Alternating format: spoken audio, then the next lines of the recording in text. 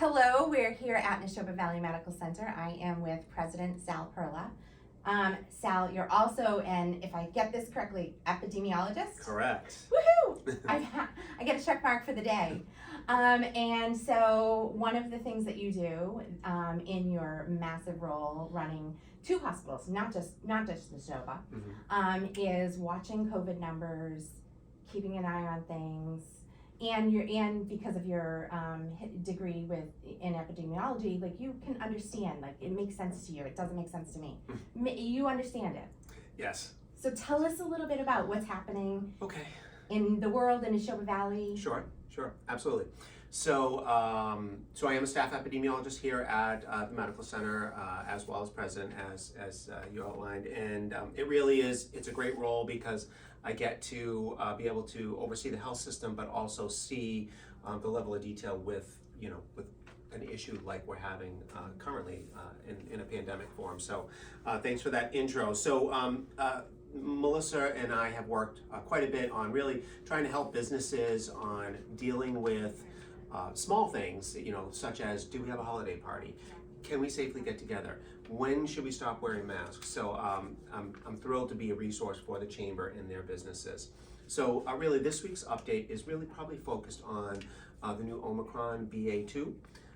So original Omicron is BA1, and all these terms, I know people ask where does it come from? And it actually follows the Greek alphabet. Okay. So and if there's a like a little jump between, I think like we didn't do anything for N, and that was because it was too difficult to pronounce. So that's how we jumped to Omicron, because that was actually easily phonetically announced. But so interestingly, more than 50% of the world's cases are the latest Omicron infection, and that latest information is coming out of, I think it's Denmark, and that means two things. One, it's extremely transmissible.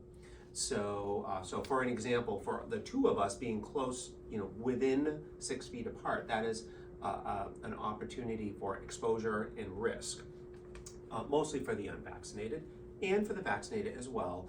But I think we all know now that vaccinated people, although they are acquiring the virus, they're not becoming sick to the point of hospitalization. It's really more of a bad cold, congestion, and if you are immunocompromised or you're taking medications for some type of comorbidity, you're at higher risk.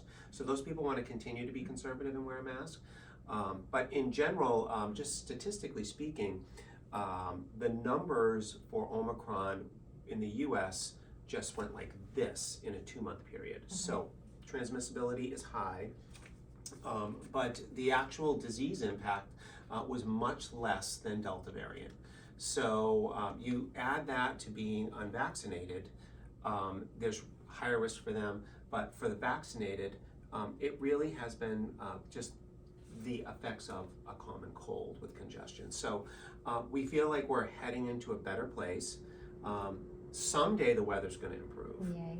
I'm not sure it's going to be February. I'm hearing this weekend's going to be 50, which would be nice. It would be great. But basically at this point here at Nashoba, we are seeing a major flip to traditional admissions and ED visits. That's great. Which is great. We see about one or so COVID admission a day. A lot of them are coming from other zip codes just because they know that we have better access than most community hospitals. So for our zip codes around air, the prevalence of hospitalization is much lower. Excellent. Which is great news. Love hearing that. Absolutely. What other questions can I answer for you?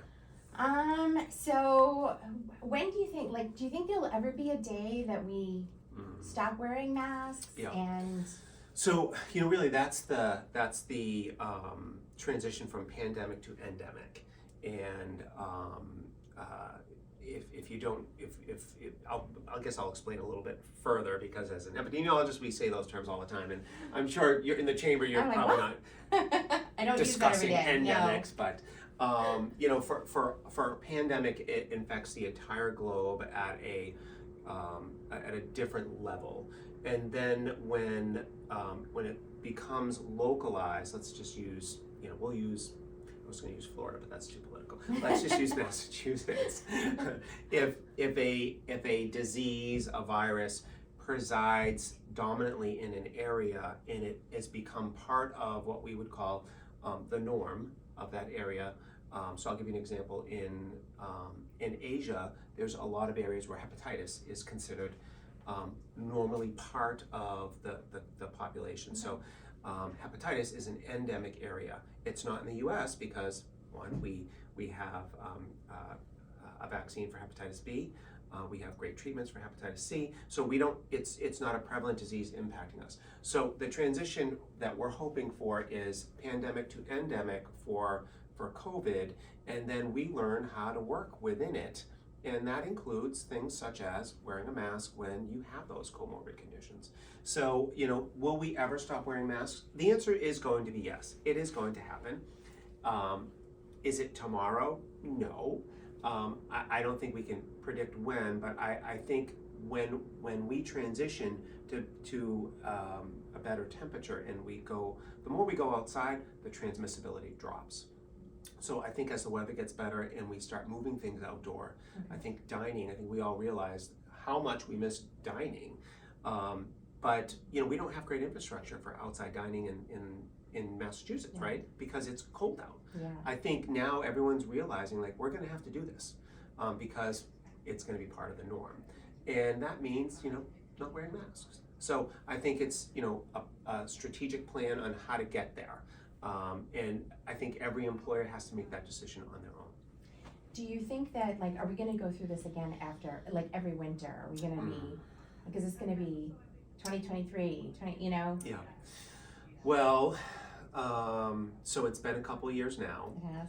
And, we've had a vicious cycle each time, actually twice a year sometimes. So, I can't make that prediction yet because we really need to see how we get through BA2 to see, if we can actually, I know there's lots of discussion on achieving herd immunity, but herd immunity is all about numbers, and we're not there yet. And it's been a lot longer than we thought it would be. But achieving herd immunity would mean the majority of the herd has antibodies, has been vaccinated, has been boosted, and that's really the precursor to getting to what we want, which is back to being normal. So I can't make a prediction for 2022 other than we need to be optimistic, we need to be smart, and make good choices, and that's how we're going to get there. We have the tools. We do. We know what we're supposed to do to prevent these things. So yeah, I'd say if there's any words of wisdom, is get boosted. It works. I had COVID. Oh, I didn't have COVID. I did. I was gonna say I got boosted. Yeah. So I actually got COVID while I got boosted. So I got my booster on Monday, and had an event on Tuesday, and Wednesday had the sniffles, and I'm like, it's nothing, because the temperature's always changing. Yeah. So this was late November, early December, and then a coworker called me who I'm very close with and work close by, who was very sick with COVID. So I went and got myself tested. I was positive. So it was, and honestly, it's my fault. I waited for my booster because I wanted to wait for my version of the vaccine, Moderna, to get approved when it was safe to switch over to Pfizer. But I just felt so confident that the Moderna vaccine kept me safe. And there are times that we're putting swabs at 40, 50, 60, 100 people's noses in a day. And I just felt so good about it, so I waited and I waited and I waited too long. But good news is I had the sniffles. The biggest thing was it was an inconvenience because I had to be quarantined for 10 days. Now we know that 10 days is too long. We don't need to do that. It's 5 as long as you're not with symptoms. Right. Yay. Yeah. Which I think is huge for work. Very. Right? Yeah. And we're monitoring that. So if your employee tests positive, is vaccinated, even better if boosted, and they test positive for a variety of reasons. Sometimes you're coming to, if you come in here to this hospital and you're having a pulmonary function test where you're doing heavy breathing, you're going to get a COVID swab to make sure you don't, negatively impact staff, etc. And you're positive, but you're not sick, you can go back to work in 5 days. That's great. So, we're making progress in that way, and that's another transition to endemic, right? Because you're positive, it's 5 days, it's not 10 days. Yeah. So. Yeah. I was gonna ask one more thing. So I was vaccinated early-ish last year, and my booster towards the end of the year. Do we get vaccinated again? Do they have information about that coming out yet? So that would be 4th dose or 2nd boost, and it's preliminary. I think we're going to be seeing some recommendations coming out soon. I do know that some healthcare workers are already getting a 4th dose. Oh, wow. They're doing it on their own Okay. because it works. And typically the recommendations, what we saw was antibodies dropped. Your immune system dropped at 6 months Okay. after your initial series. So boosted. Now the question is, will the booster last 6 months? Will it be less? Will it be more? Okay. We're figuring that out right now. As soon as that information becomes available, typically from the CDC, we can come back on and do this. Excellent. Wonderful. Well, thank you so much. Do you think there's anything that we missed? I don't think so. I think Okay. it was good. I think, I just, in general, I want the area businesses to know no question is a silly question, right? Answers make you and your business safer for your staff, for your customers, and we'll keep everybody moving in the right direction. Happy to answer them. Melissa has my contact information. Awesome. So if anybody has any further questions, let us know and we'll circle back. Awesome. Thank you so much for doing this with us today. Happy to help anytime. Have a great day. Bye-bye.